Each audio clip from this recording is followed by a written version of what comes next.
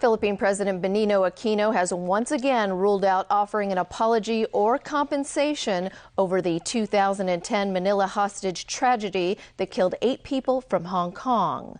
That follows a decision by the Manila City Council to deliver an apology. Vicky Kung has more. The city of Manila is willing to say sorry. Aquino's position is at odds with that of the Manila City Council, which passed a resolution yesterday to apologize to Hong Kong over the 2010 tragedy that left 8 people dead. The council hopes a formal apology will be delivered by Joseph Estrada, the former Philippine president who's now mayor of Manila. That's aimed at bringing closure to the hostage crisis that has damaged ties between Hong Kong and the Philippines. But lawmaker James To, who has been helping families of the victims, said today things have not yet been confirmed. We are a bit puzzled that if somebody from Philippines claiming to be representing the city government, but up to date we have received no phone call, not an email from anybody. Some of the survivors and families of the victims met with Secretary for Security Lai Tong-kwok again today. They reiterated 4 demands from the Philippines: an official apology, compensation for victims, punishment for those involved in the botched rescue attempt, and a promise to protect tourists in future. Tse Chi Kin, the brother of slain tour guide Masa Tse, said they hope whoever offers the apology represents the Philippine government. And there are conflicting reports as to when Estrada will be in Hong Kong. According to some reports, he will make a stop over next month after a trip to Beijing. But other reports said he could arrive in Hong Kong as early as Friday. Vicky Kong, TVB News. The wildfire crisis in Australia has just gotten worse. Strong winds and hotter temperatures are exacerbating the bushfires raging across New South Wales. Residents of the Blue Mountains have been ordered to evacuate as firefighters battle another day of unrelenting fires. There are still 59 fires burning across Australia's most populous state, 19 of which are out of control. The greatest challenge to firefighters now is hot and dry winds gusting at 100 kilometers an hour.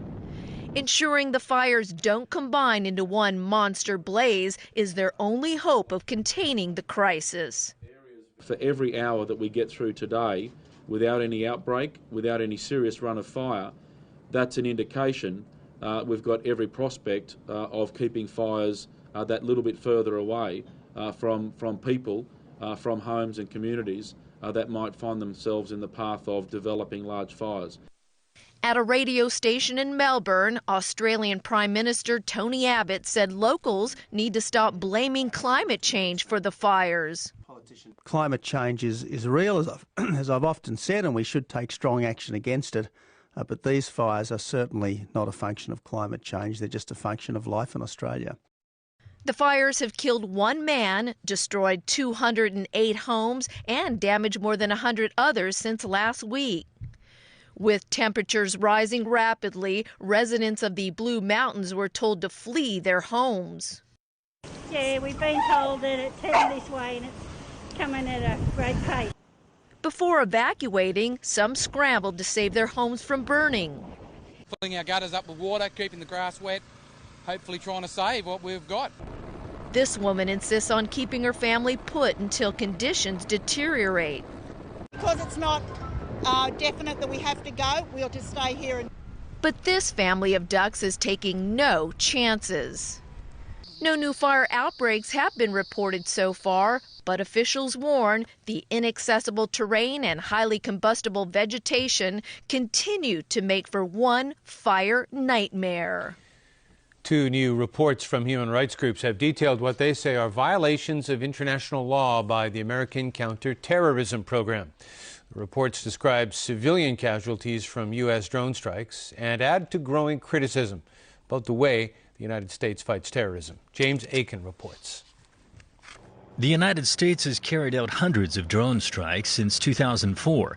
In their latest reports, Amnesty International and Human Rights Watch detail dozens of civilian deaths caused by drone strikes in the region that they say the U.S. refuses to acknowledge.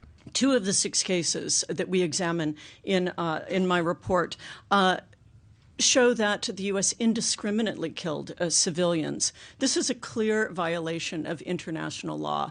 In effect, the Obama administration has sought to evade accountability by promising that its policies have already improved.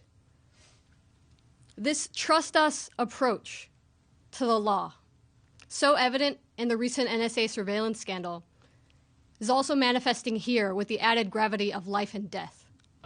The reports come during an official visit by Pakistan's Prime Minister to Washington. Nawaz Sharif repeated his country's long-standing opposition to U.S. drone attacks, calling them a major irritant in their relationship. I would therefore stress the need for an end to drone attacks. The White House, meanwhile, remains firm. U.S. counterterrorism operations are precise, they are lawful, and they are effective. And the United States does not take lethal strikes when we or our partners have the ability to capture individual terrorists. Our preference is always to detain, interrogate, and prosecute. While Pakistani officials often publicly fume over the drone attacks, critics say they remain concerned that behind the scenes, the government and military quietly continue to assist the U.S. in conducting the attacks. James Aiken, TVB News.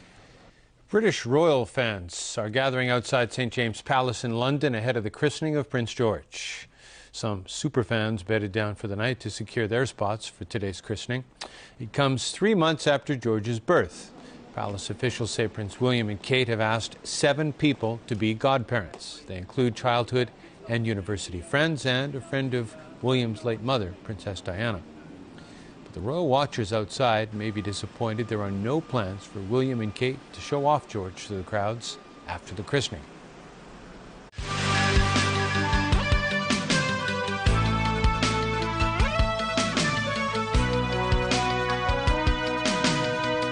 Welcome back. China and India have signed a new deal on border defense. The agreement was signed in Beijing by Premier Li Keqiang and Indian Prime Minister Manmohan Singh. Singh is in China on a 3-day official visit. The accord is intended to be a confidence-building measure following a standoff earlier this year between the armed forces of both countries in the Himalayan territory. The relationship between the 2 countries has been overshadowed by decades of territorial disputes over the frontier region. Singh's visit is also aimed at boosting trade ties. The 2 neighbors have set a target of $100 billion in bilateral trade by 2015. Secretary for Commerce and Economic Development Greg So says the government is ready to face a judicial review of the decision to reject Hong Kong Television Network's bid for a free-to-air TV license. So says there was nothing to fear as the chief executive and council had abided by the procedural fairness principle all along. Meanwhile, in Beijing, Chief Executive Leung Chun-ying said he did not discuss the issue with central government leaders today. Joao da Silva reports. The government is prepared to have its decision to reject HKTV's application for a free-to-air television license analysed by the courts. That's the assessment of the Secretary for Commerce and Economic Development after the chairman of HKTV, Ricky Wong, confirmed yesterday that his company is seeking judicial review. Gregory So says the Department of Justice will support the government in handling court proceedings. He also rejected Wong's accusation that the government had changed the rules of the game halfway through the application process. It is very clear in the guideline we have already listed the criteria, and in making the comparative competitiveness of individual applicants, these criteria has been reviewed to the applicants and they have been given an opportunity to make representation on these criteria, which has been very clear. In accusing the government of changing the rules, Ricky Wong said only in May did he receive a letter saying that not all applicants would be granted licenses. According to a 1998 LegCo brief on the review of television policy under what was then the new technology neutral licensing regime, there would be no limit on the number of domestic free licenses to be issued. Applications for license transmitted through other technically feasible means, the document said, would be considered. But according to the government's guidance notes for application for domestic free TV program service issued in 2002, the Chief Executive in Council is not bound by the notes when considering applications, nor would he be responsible for any claims, losses, demands, expenses which applicants may be liable for. The guide also said that the criteria for application may be changed depending on circumstances. The final decision rests with the Chief Executive in Council, and he is not obliged to give any explanation as to why an application has not been approved. And it is precisely a lack of explanations that is triggering discontent among legislators and beyond. Liberal Party legislator James Tian said he will reach out to legislators in the pan-democratic camp after failing this afternoon to get pro-establishment legislators to sign a letter addressed to the chief executive demanding that HKTV be granted a license. Tian also joined others in saying he doesn't exclude the possibility of using LegCo's Power and Privileges Ordinance to investigate the matter. HKTV dismissed 320 of its workers as a result of the government's rejection of its bid for a free-to-air TV license. Dozens of them remain here, camped outside the central government offices since Sunday, waiting to learn the reasons why their company was deemed unfit for the free television market. Meanwhile, Cardinal Joseph Tsen, too, has weighed into the controversy. The former head of Hong Kong's Catholic diocese said the reasons behind the decision to grant only 2 licenses should not be kept from the public. João da Silva, TVB News. The Immigration Department has arrested 8 people in its latest crackdown on illegal workers. Authorities say they were each making $200 to $400 a day. All those arrested were holding recognizance forms, which forbids them from working here. Immigration authorities say they were working in various businesses, such as recycling plants, restaurants, and florists. Authorities believe the employers hired them to save money. The Immigration Department has arrested about 4,400 people this year in its campaign against unauthorized labor. Overseas again, and Greek lawmakers have voted to suspend state funding for political parties accused of criminal activities. The measure targets the extreme right Golden Dawn Party, which has 18 members in the 300-seat assembly. The party is under a criminal investigation in connection with the fatal stabbing of a popular Greek rap singer that's blamed on a party supporter. Golden Dawn's leader and 2 other members are in custody, charged with being members of a criminal organization. The party says the prosecutions are politically motivated. Nobel Peace Prize laureate Aung San Suu Kyi has finally collected the European Union's 1990 Sakharov Prize for Human Rights. While accepting the honor at the European Parliament in France, Suu Kyi admitted real changes are still needed to get Myanmar firmly on the road to democracy. Our people are just beginning to learn that freedom of thought is possible. But we want to make sure that their right to think freely and to live in accordance with their conscience has to be preserved. This right is not yet guaranteed 100%. We still have to work very hard before the basic law of the land, which is the Constitution, will guarantee us the right to live in accordance with our conscience. Suu Kyi is now seeking the presidency in Myanmar, but a clause in the army-dictated constitution disqualifies her. She's asking the European Union to use its influence to help her realize her dream and to promote true democracy in Myanmar. Replicas by Picasso, Monet, and Matisse just wouldn't do for 3 Romanians who stole the real paintings from a Dutch museum.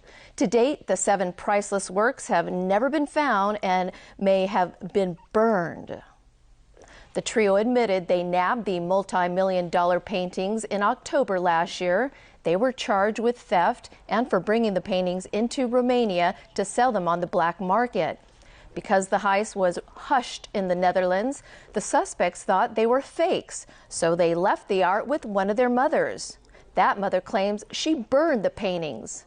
The chief suspect swears he was willing to return 5 of the paintings, but Dutch authorities declined that offer, asking for all 7.